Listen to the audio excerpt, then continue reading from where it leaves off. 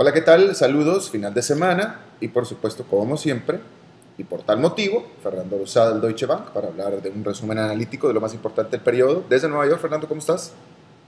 Alberto, ¿cómo te va? ¿Cómo Bien, estás? afortunadamente. Ok, Fernando, Estados Unidos, Ben Bernanke, el presidente de la Reserva Federal, es el presidente del Banco Central de Estados Unidos, tuvo 2 días, 2 jornadas completas, hablando ahí a testimonio ante el Congreso de Estados Unidos.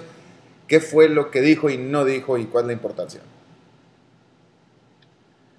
Yo te diría que lo más importante fue lo que Bernanke no dijo, Hmm. porque no dio ninguna pista acerca de una nueva ronda de lo que aquí se llama QE3, es decir, una nueva ronda de relajamiento cuantitativo en términos de política monetaria. Así que todo parece que no vamos a tener nada de esto en la reunión del 31 de julio de la Fed.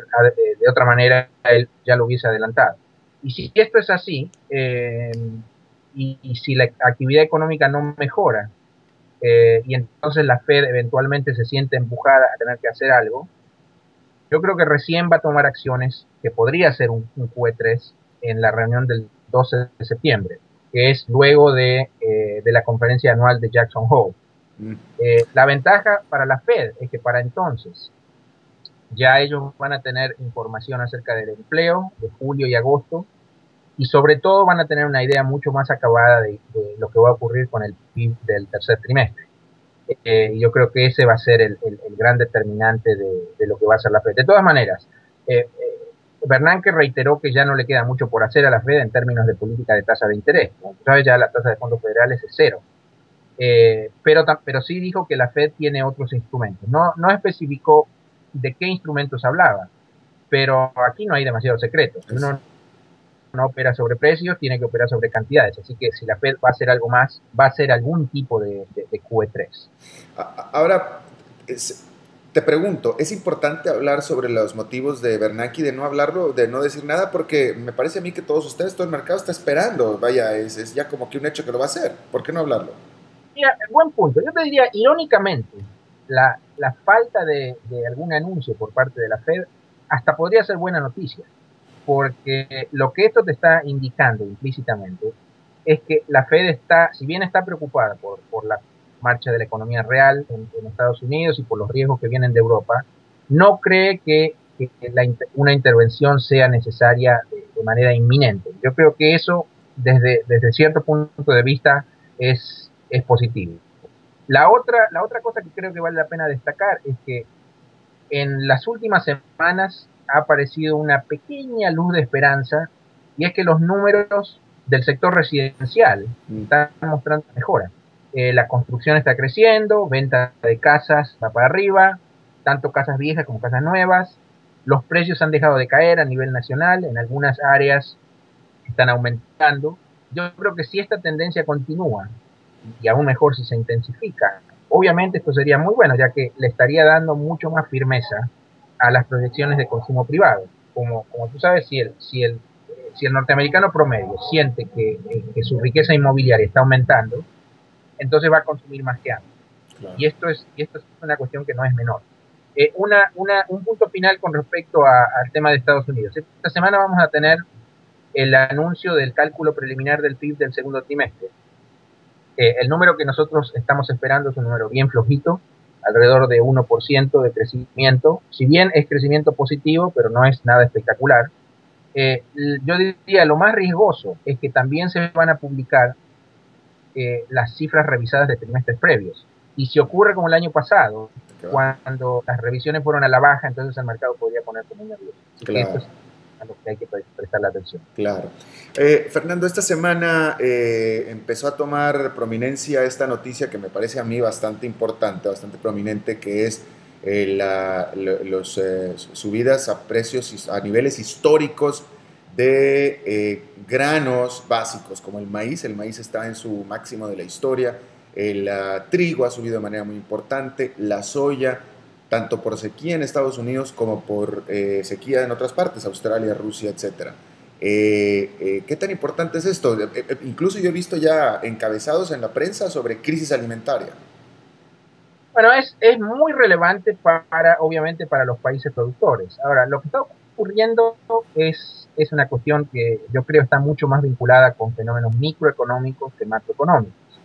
En principio, si estamos hablando constantemente de nuestras preocupaciones acerca del crecimiento global, uno debería anticipar que los precios de las materias primas deberían enfilar hacia abajo, hacia abajo. Si el mundo crece menos, Que hay era, menos demanda que por era lo que materias estaba pasando. primas.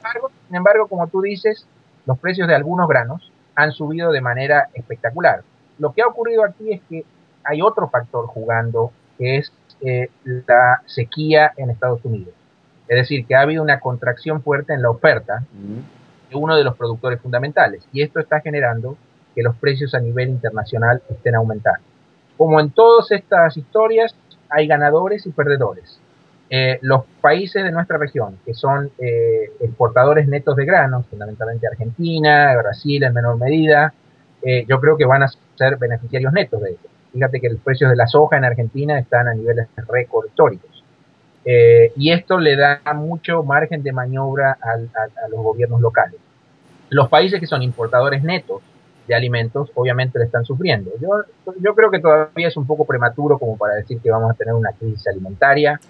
No sabemos si esto es un fenómeno que va a durar mucho tiempo más. Las sequías no duran durante toda la vida.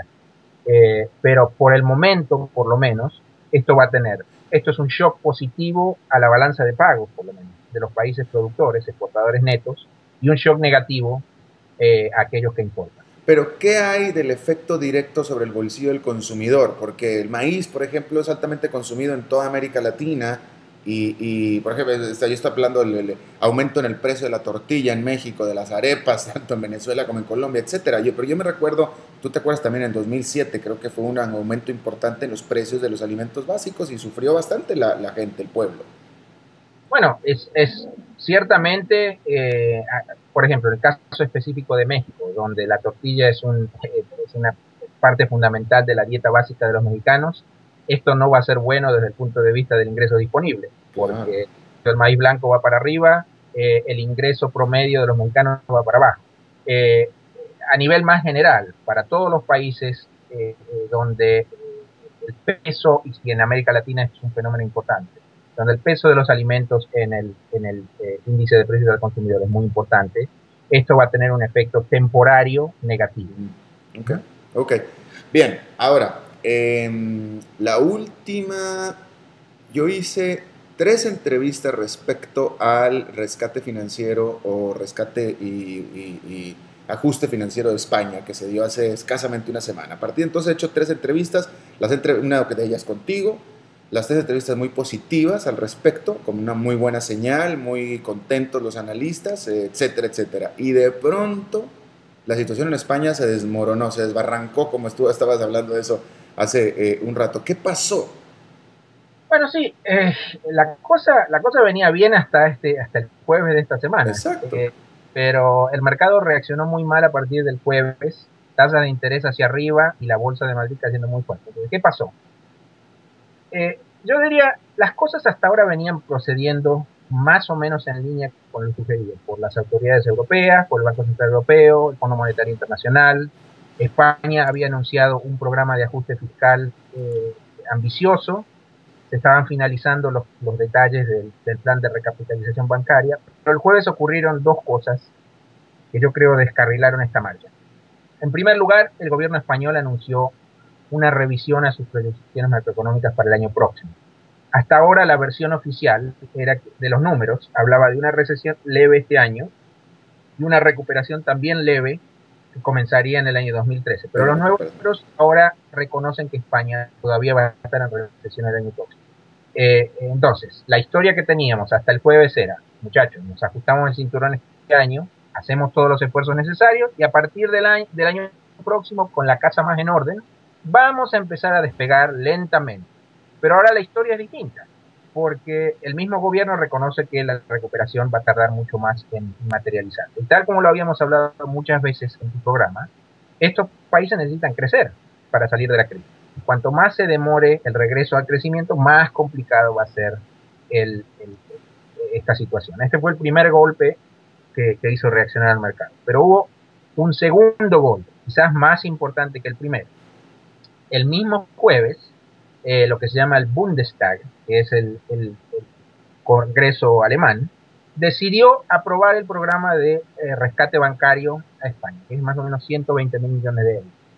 Pero a diferencia de lo que se había hablado antes, no hubo nada de financiamiento directo a la banca europea, a la banca española, perdón. Es decir, que el dinero es simplemente un préstamo de los alemanes o del Banco Central Europeo al gobierno español. Y como tal se registra como deuda pública que está en los libros del Tesoro español. Cuando originalmente se pensaba que iba a ser directo al banco. Correcto. Y la diferencia no es menor, porque la resolución de los alemanes dice específicamente, el gobierno español tendrá responsabilidad final por este financiamiento. Pero entonces estamos en la misma situación que hace 2 meses, cuando se creía que no íbamos a tener lo que se llama una unión bancaria, sino simplemente préstamos entre gobiernos.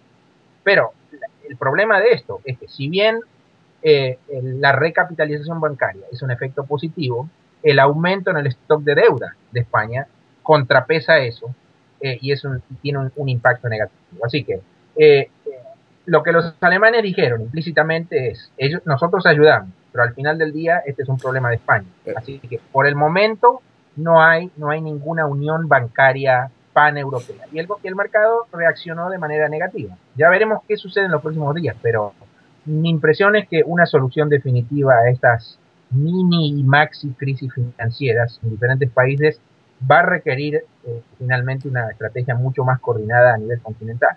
Ahora, ¿pero qué pasó ahí? Porque todo parecía indicar que Alemania ya había dado la señal de que iba a dar el dinero directamente. Es decir, parece que Alemania se echó para atrás. Bueno, parecería que hubo un cambio de opinión por parte de algunas bancadas políticas dentro del Bundestag. De lo que se había hablado en la reunión de líderes europeos el 29 de junio era de que nos movíamos en la dirección de una unión bancaria. Y esto claramente es un indicio que va en la dirección opuesta. Yo creo que, de nuevo, al final del día, si queremos pensar en una unión monetaria sostenible, vamos a tener forzosamente que caer en alguna idea de este tipo de unión bancaria paneuropea y de acuerdo fiscal paneuropeo. Todavía no estamos. Bueno, que era lo que se tenía antes de que el Bundestag, de nuevo, el que dio el que dio el cambio de señal ahí fue el Bundestag. Correcto. Bueno, América Latina, los bancos centrales siguen dando la pauta de noticias económicas semanalmente. Bueno, en la región tuvimos la reunión de política monetaria de México este viernes, que tal como se esperaba, no resultó en ningún cambio a la tasa de referencia, la tasa de fondeo. Si bien, yo te diría que si bien Banco de México está obviamente preocupado por los riesgos externos, como estamos todos, desaceleración en Estados Unidos, recesión en Europa, etcétera. Por otro lado, la situación doméstica en México, yo diría que le impide a Banco de México relajar política monetaria por ahora. ¿Por qué? Porque la economía mexicana en este momento está creciendo. Es una de las que crece más rápido dentro de América Latina, junto con Colombia, Perú, Chile. La inflación se ha acelerado temporariamente. A fines de junio la inflación estuvo por arriba del techo de la banda objetiva. Está en 4.30, la banda va de 2 a 4. Y por último, quizás esto es lo más importante, el peso todavía está, desde el punto de vista del Banco de México, subvaluado. Así que cuando uno combina todos estos ingredientes, está muy claro que Banco de México no tiene margen para cortar tasas por el momento. Esta misma semana tenemos otra reunión bien importante de política monetaria en Colombia. Y en Colombia el viernes. Y ahí Banco de la República tiene que anunciar qué es lo que va a hacer. La impresión que nosotros tenemos es que las cosas son distintas en Colombia, porque el gobierno ya ha dicho, en primer lugar, que no está conforme con los primeros indicios de que la economía se está desacelerando. Y tampoco está feliz con la apreciación cambiaria. Es decir, la cosa es como en un cuadrante diferente de la situación de México. Así que en Colombia, a diferencia de México, yo creo que estamos mucho más cerca de un corte de tasas que podría ocurrir este mismo viernes, y si no ocurre este viernes, yo diría que a más tardar va a ser el mes próximo. En términos de desaceleración y aceleración económica, Colombia, es decir, queda claro que México está acelerándose, acabas de decir que México está por arriba del grupo, pero la pregunta es, ¿todo el resto de países sudamericanos está desacelerándose? En la el panorama es muy variado, porque Brasil, por ejemplo, está creciendo muy poco, Argentina está creciendo muy poco, Colombia, Perú, Chile están creciendo más rápido, y México, si bien crece a una tasa menor a la de estos países andinos, desde el punto de vista de lo que es el crecimiento potencial en México, México está creciendo a una tasa fuerte. Ya, ya. Fernando Lozada, del Deutsche Bank desde Nueva York, te agradezco muchísimo, como siempre, tu buena disposición a charlar con nosotros. Alberto, un placer como siempre. Gracias, nos vemos la próxima. Buen fin de semana.